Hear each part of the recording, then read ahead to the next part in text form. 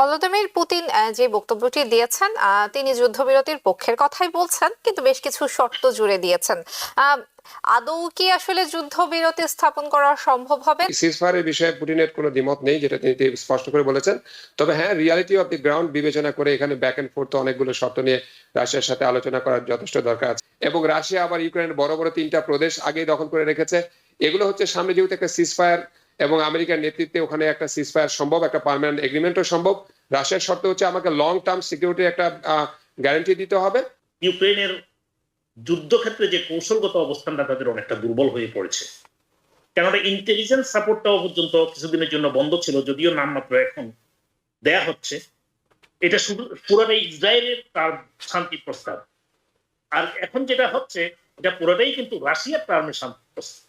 এই সময়ে ইউক্রেনকে যদি আরেকটু সাপোর্ট দিয়ে আরো শক্তিশালী করা হতো, যুদ্ধক্ষেত্রে কৌশলগত অবস্থানে যদি ইউক্রেন শক্তিশালী অবস্থানে থাকতো, তাহলে রাশিয়াকে আজকে বলা যেত you are aggressor, get out from there and don't try even again. Vladimir Putin যে বক্তব্যটি দিয়েছেন, তিনি যুদ্ধবিরতির পক্ষের কথাই বলছেন, কিন্তু বেশ কিছু শর্ত জুড়ে দিয়েছেন।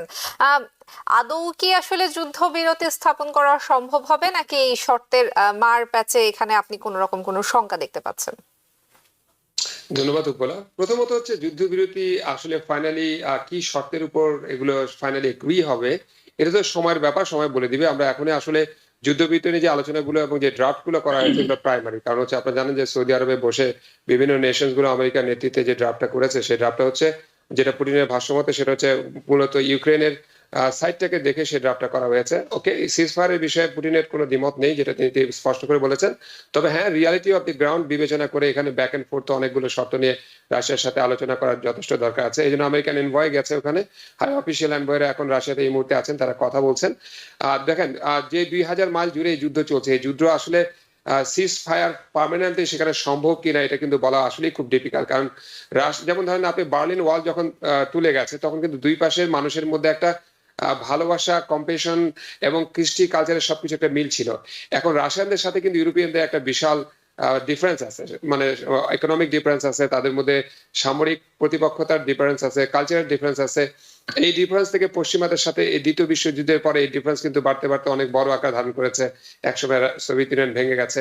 তো সেইখান থেকে এখন ইউক্রেনের সাথে যে যুদ্ধগুলো, এই বর্ডার এলাকা জুড়ে দেখবেন আপনি ব্যাক এন্ড ফোর্থ কিন্তু অনেক যুদ্ধ হয়েছে। রিসেন্টলি কিন্তু ইউক্রেন কিছু অংশ দখল করেছে আপনার রাশিয়ার ভিতরে, এবং রাশিয়া আবার ইউক্রেনের বড় বড় 3টা প্রদেশ আগেই দখল করে রেখেছে।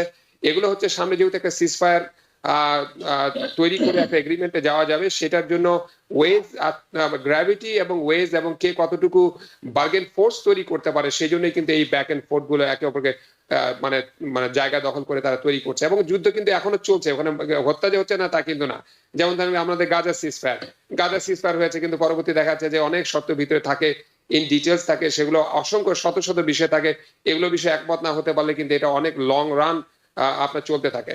তো আমরা আশা করি যে ওখানে একটা যুদ্ধবিরতি হবে। ডোনাল্ড ট্রাম্প যেটা ইলেকশনের আগেও আমাদের প্রমিস করেছে, তিনি উদ্যোগ নিচ্ছেন এবং আমেরিকার নেতৃত্বে ওখানে একটা সিজফায়ার সম্ভব, একটা পার্মানেন্ট এগ্রিমেন্টও সম্ভব। রাশিয়ার শর্ত হচ্ছে আমাকে লং টার্ম সিকিউরিটি একটা গ্যারান্টি দিতে হবে, এবং ওয়েস্টার্ন সোলজার যেন ওইখানে প্রেজেন্স না থাকে, যেটা ব্রিটেন এবং ফ্রান্স চায় যে ওখানে পশ্চিমাদের একটা সোলজারের বহর থাকুক, সেটা রাশিয়া চায় না। এবং বর্ডারের যদি নিষ্পত্তিটা হতে পারে তাহলে একটা লং টার্ম এগ্রিমেন্টে যাওয়া সম্ভব। তবে এই কথা ফাইনালি বলার আগে আমাদেরকে আরো অপেক্ষা করতে হবে, দেখা যাক এনভয় ওখানে কি আলোচনা করে কি সিদ্ধান্ত নিয়ে আসছে এবং রাশিয়া কোন কিছুতে কিছু এগ্রি করছে, সেটা আমাদের দেখার বিষয় আছে। জি, নিশ্চয়ই। করিম চৌধুরী, আপনার পর্যালোচনা শুনি। ধন্যবাদ। শুনুন, রাশিয়াকে বিশ্বাস করা আমার মনে হয় যে অনেকটা কঠিন। 2014 সালে যখন ক্রিমিয়া দখল করে নেয়, ক্রিমিয়া কিন্তু আর সারে নাই, সেটা তাদের অন্তর্ভুক্তি অ্যানেক্স করে নিয়েছিল। এবারে অ্যাগ্রেসরটাকে 3 বছর আগে যখন রাশিয়া একটা স্বাধীন সার্বভৌম দেশে সশস্ত্র আক্রমণ চালায়, এবং আক্রমণ চালানোর 2 মাস আগেও জাতিসংঘে বলছে আমাদের কোনো ইচ্ছা নেই, যখন আমেরিকান ইন্টেলিজেন্স বলতেছিল যে রাশিয়া প্রস্তুতি নিতেছে ইউক্রেনকে অ্যাটাক করার জন্য, সেক্ষেত্রে তারা অস্বীকার করেছে জাতিসংঘ। এইসব লম্বা স্টোরি আমরা জানি। রাশিয়ার অ্যাটিটিউড, অ্যাগ্রেসর সে। এখানে কোনো যুদ্ধবিরতির প্রয়োজনও ছিল না যদি রাশিয়া সেদিন অ্যাটাক না করতো একটা স্বাধীন সার্বভৌম দেশকে। বিভিন্ন অজুহাতে অ্যাটাক করা যায়, কিন্তু অ্যাটাক করার পরে অনেকটা অংশ, অনেক বড় বড় সীমান্তবর্তী অনেক বড় বড় অংশ তারা দখলে রেখেছে। এবং এখন যেহেতু আমেরিকানরা অস্ত্র সরবরাহ করতে অস্বীকৃতি জানাচ্ছে অথবা অস্ত্র সরবরাহ করার ক্ষেত্রে পশ্চিমা মিত্ররা বড় ধরনের শক্ত আর শর্ত জুড়ে দিচ্ছে, খুব কঠিন শর্ত জুড়ে দিচ্ছে, এমনকি দেশটির খনিজ সম্পদের প্রতি অংশীদারিত্ব দাবি করছে খোদ আমেরিকাই। সেই ক্ষেত্রে আপনি দেখেছেন যে ইউক্রেনের যুদ্ধক্ষেত্রে যে কৌশলগত অবস্থানটা তাদের অনেকটা দুর্বল হয়ে পড়েছে, কেননা ইন্টেলিজেন্স সাপোর্টটাও পর্যন্ত কিছুদিনের জন্য বন্ধ ছিল, যদিও নামমাত্র এখন দেয়া হচ্ছে। কিন্তু আলটিমেটলি একটা পক্ষকে দুর্বল অবস্থানে ফেলে এই শান্তির প্রস্তাব দেয়া অথবা যুদ্ধবিরতি যে 30 দিনের প্রস্তাব দেয়া, এটা হলো যে অনেকটা দুর্বলের প্রতি একটা ফোর্সফুল একটা শর্ত জাগিয়ে দেয়া মতো সমান, আমি যেভাবে দেখছি। বরংস রাশিয়াকে কন্ডেম করা উচিত ছিল, যেমনটি আমেরিকা করে গেছে, ইউরোপীয় ইউনিয়ন করে গেছে, এবং ন্যাটো থেকে শক্তভাবে তার প্রতিবাদ করা হয়েছে। এমনটি করে যদি শক্তিশালীভাবে রাশিয়াকে কন্ডেম করা যেত এবং রাশিয়াকে পরাজিত করে এখান থেকে সরিয়ে দেওয়া যেত ইউক্রেন থেকে, তাহলেই প্রকৃত দীর্ঘমেয়াদী শান্তি আসবে ইউরোপ।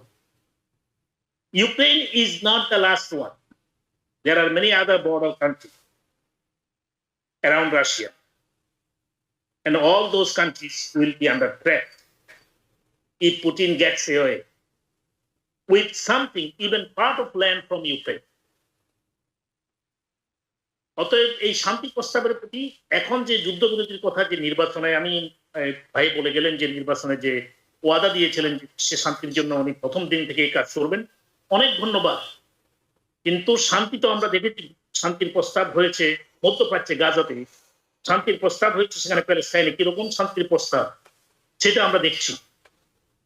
এটা শুধু পুরোটাই ইসরায়েলের তার শান্তি প্রস্তাব, আর এখন যেটা হচ্ছে এটা পুরোটাই কিন্তু রাশিয়ার টার্মে শান্তি প্রস্তাব। এই সময়ে ইউক্রেনকে যদি আরেকটু সাপোর্ট দিয়ে আরো শক্তিশালী করা হতো, যুদ্ধক্ষেত্রে কৌশলগত অবস্থানে যদি ইউক্রেন শক্তিশালী অবস্থানে থাকতো, তাহলে রাশিয়াকে আজকে বলা যেত you are aggressor, get out from there and don't try even again. আজকে এই প্রস্তাবের মধ্য দিয়ে রাশিয়াকে কিছু ল্যান্ড দেওয়ার প্রস্তাব করা হবে। আপনি দেখছেন ভ্লাদিমির পুতিনের আজকের কথা, সেই কথায় যে সমস্ত অঞ্চল তার কাছে এখন পুরোপুরা তার দখলে আছে, সেখান থেকে সরে যাবেন, ultimately he will claim those land. তাহলে are we preferring a peace proposal or we are encouraging an aggressor in the European content that will create more problem in coming days. Not I'm talking about week, in coming days. After getting away with some land, some sorts of winning flag in his hand, Putin will be more encouraged and he will attack more European countries, because his main intention is to take revenge on NATO. And with American power under Donald Trump White House, it is totally encouraging him to do whatever he wants. So I hope peace will come, because we do not want to see any bloodshed anymore. Enough is enough. But it has to be in a sustainable, peaceful situation. If it is not sustainable, that we are destroying Ukrainians, we are destroying the independent state of Ukraine, I think civil society should not accept that kind of peace. It will encourage just criminals and aggressors. Thank you. New York থেকে সম্প্রচারিত TVN 24 television বিশ্বজুড়ে বাঙালির কণ্ঠস্বর।